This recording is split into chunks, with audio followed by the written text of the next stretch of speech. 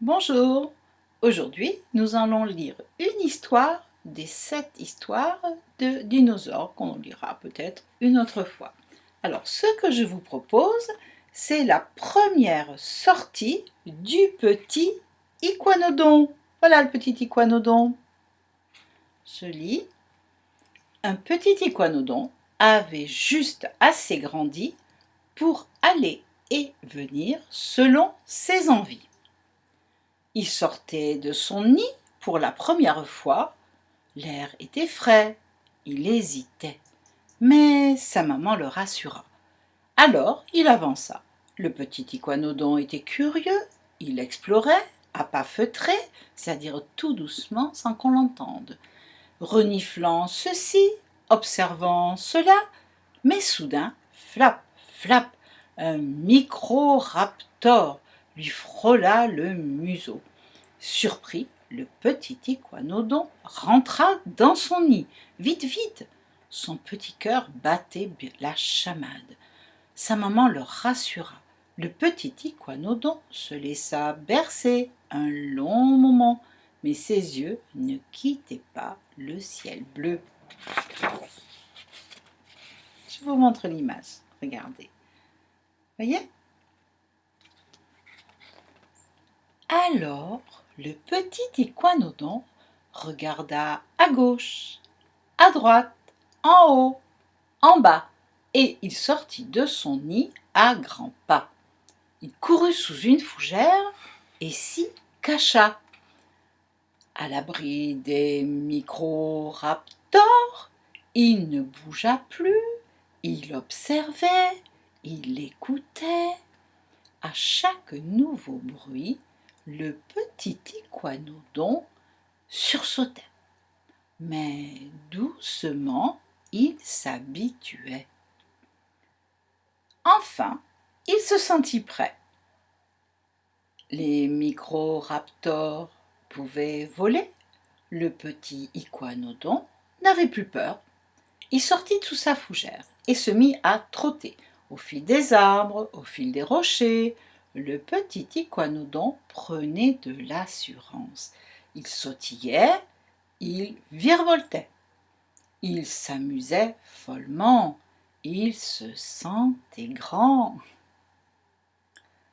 Et puis, il rencontra une bande de jeunes iguanodores. Quel bonheur de se faire des amis! Ensemble, ils rirent et jouèrent jusqu'à la nuit. Alors regardez un peu l'autre image, il a l'air de pas aller bien du tout là. Qu'est-ce qui se passe alors qu'il était si content? Le soir venu, le petit iguanodon rentra chez lui et il s'endormit dans son nid tout sourire. Le lendemain, il avait hâte de retrouver sa nouvelle bande de copains. Il salua sa maman, sauta du nid et courut à travers la plaine. Mais tout à coup, patatras, le petit iguanodon trébucha. Il fit des roulés-boulés jusqu'au bord de la falaise. Voyez la falaise là? Après, il y a un grand vide. Heureusement, un diplodocus le rattrapa juste à temps. Le petit iguanodon tremblait de peur. Il était terrorisé. Le diplodocus essayait de le rassurer. Il l'encourageait à se relever. Il le poussait doucement. Mais le petit iguanodon ne bougeait plus. Il se sentait si petit, si fragile. Il n'osait plus se lever. Il avait bien trop peur. Peur de tomber de nouveau. Et la nuit, elle, tombait déjà. Je tourne la page. Ah, regardez. Il faut que je vous montre bien les images comme ça. Hein, pendant qu'on lit, vous pouvez imaginer tout le reste. Regardez. Le grand diplodocus resta auprès du petit iguanodon, qui se blottit tout contre lui. Regardez, il s'est mis dans son cou pour se protéger. Assez vite, le diplodocus se mit à ronfler, paisiblement, mais le petit iguanodon était incapable de fermer l'œil. Et le diplodocus continue à ronfler. À l'aube, le diplodocus ouvrit un œil, puis l'autre, et le petit iguanodon se sentit soulagé. Ouf, la nuit était passée. Le soleil s'était levé, et comme par magie, les bruits étaient devenus moins effrayants. Tout semblait plus simple. Ce matin-là, le petit iguanodon se sentait même un peu plus grand. Il avait passé la nuit loin de chez lui et il était fier de lui. Regardez là, vous voyez? Je vous montre bien l'image. Regardez le diplodocus, il a l'air vraiment très gentil. Le diplodocus regarda le petit iguanodon tendrement. Il l'encouragea en souriant. Maintenant, le petit iguanodon se sentait prêt.